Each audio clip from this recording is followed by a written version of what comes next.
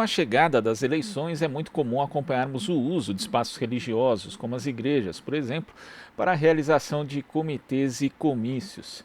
Tendo em vista que 2020 é um ano eleitoral e que a relação entre política e religião aparece fortemente na discussão pública, o projeto Usina de Valores do Instituto Vladimir Herzog realiza hoje uma live sobre formação política e social, indo além dos estigmas convencionais. E para falar conosco a respeito, temos aqui Jackson Augusto, que é integrante da Coordenação Nacional do Movimento Negro Evangélico, articulador no projeto Usina de Valores e produtor de conteúdo, inclusive de podcasts, no canal Afrocrente. Bom dia, Jackson. Bom dia, gente. Bom dia. Jackson, eu queria que você falasse um pouco do que vai ser discutido nessa live e também se existe hoje um projeto de poder, né, que é articulado por algumas das denominações evangélicas que temos no Brasil. Então, hoje à noite, né, às 20h30, a gente vai começar uma live. O tema dela é Em Nome de Deus. Na verdade, é uma pergunta, né? A gente vai ter com a gente a Midiana Oeli, a Mônica Francisco e o Caio Santos, né? Uma jornalista, uma cientista social, né, e um cientista político para discutir sobre o tema. E a gente vai discutir justamente isso, né? A gente sabe que nessa época do ano é uma época onde o voto de cajado, né, o voto de cabresto, dependendo da região no Brasil, ele é muito normalizado. Então, dentro dessa perspectiva, né, dessa religião que não se organiza somente para seus fins religiosos, mas que tenta incidir ou tenta impor a sua doutrina como lei, né, para a demais sociedade, para as outras formas de existência. A gente entende que a partir desse momento que a religião ela se organiza para incidir no Estado brasileiro, né, formando leis ou impondo uma ideia, a partir de leis, né, uma ideia que vem de uma crença bem específica. A gente entende que a partir desse momento o Estado laico ele pode ser ferido, o Estado laico ele pode ser colocado em jogo. Então, a live de hoje vai discutir justamente isso, né? A ideia da religião que promove a democracia e não a religião que viola a democracia, né? Porque a gente entende que quando a religião ela se organiza para violar o Estado laico, ela está também violando os direitos humanos e ela está impondo à sociedade, né, uma visão doutrinária que só pertence a ela e que só deveria ficar no seu campo, né? E a gente vê ameaças ao Estado laico, inclusive à própria integridade das pessoas, em episódios como o de domingo, né, em que uma menina de 10 anos grávida em decorrência de estupro, quase que teve ali o seu procedimento de interrupção de gravidez impedido por manifestantes que, aliás, eram fundamentalistas religiosos de um grupo católico, né, basicamente.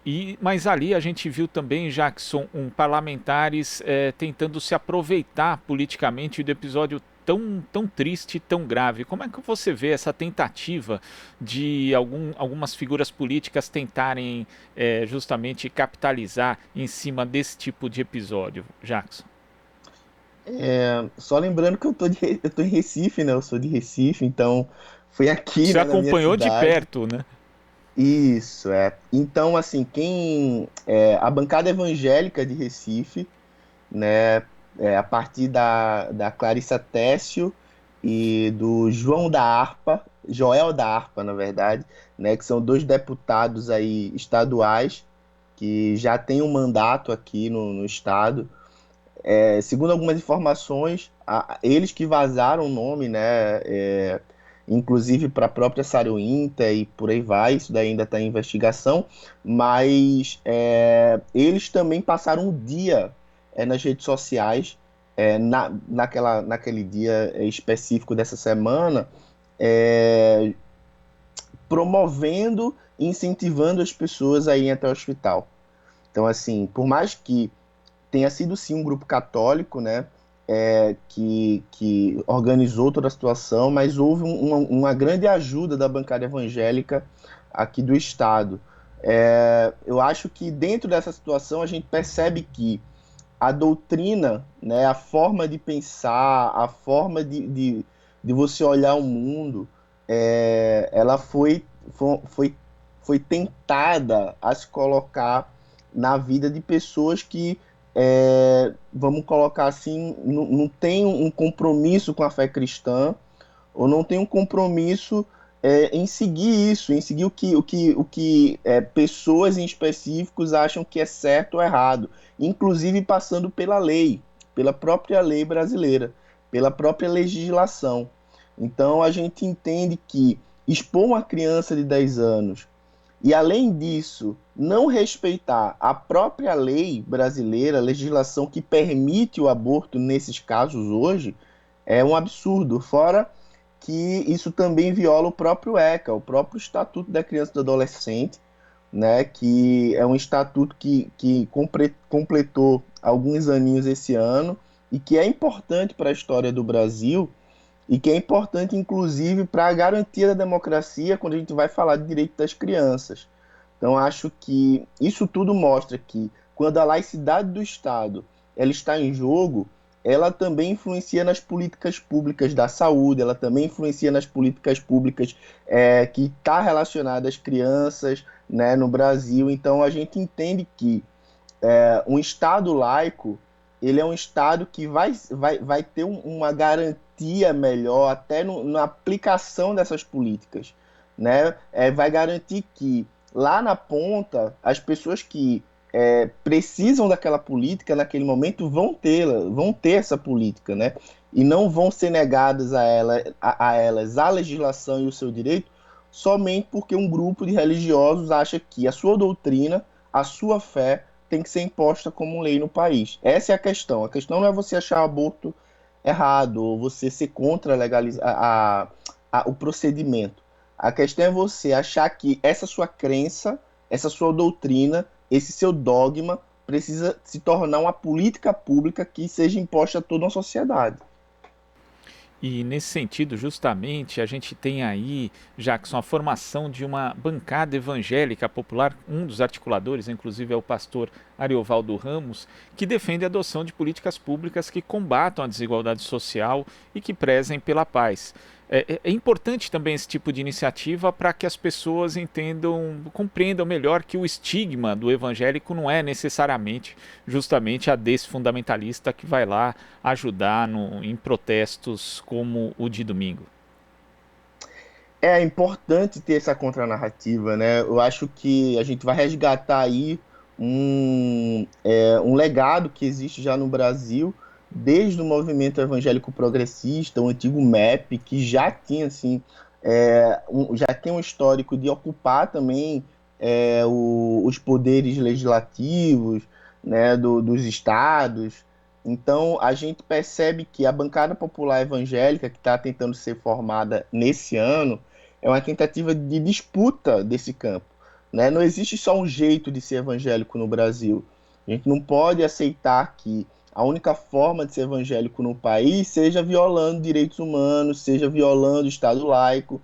A gente entende que já existe uma caminhada na própria história do Brasil de evangélicos que têm uma tradição, vamos colocar assim, de luta pelos direitos humanos, né? Que foram perseguidos na ditadura, que foram perseguidos justamente por acreditarem num projeto de país que nada tem a ver com fundamentalismo religioso. Então, acho que é importante esse ano a gente estar tendo esse lançamento da bancada popular evangélica, né, para dizer que existe outro jeito de fazer política e ainda assim se colocar como evangélico.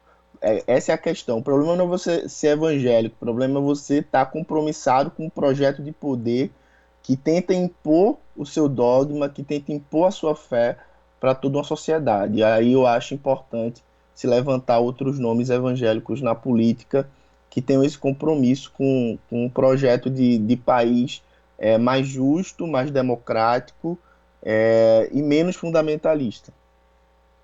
Tá certo. Jackson, para concluir, eu queria que você desse o serviço justamente como é que as pessoas podem acompanhar a live de hoje. Então, gente, hoje a gente vai ter uma live incrível, como eu já disse. Para você acompanhar, você pode ir nas redes sociais do Usina de Valores, no Instagram, no Facebook do Usina de Valores. Você coloca lá Usina de Valores no Facebook, você encontra. E também no YouTube, no canal de YouTube do Usina de Valores. Tá bom? Quem vai estar também transmitindo ao vivo isso, né, retransmitindo, é o Quebrando o Tabu. Então, se você não for conseguir, não achar a página do Usina, você pode ir também pelo Quebrando o Tabu, tanto no YouTube quanto no Facebook.